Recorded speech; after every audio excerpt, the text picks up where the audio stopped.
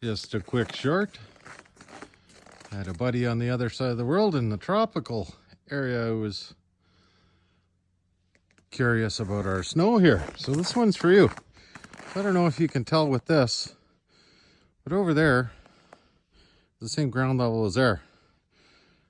Look at that snow. There's actually a propane tank under there somewhere. You can see the lines hooking up over there.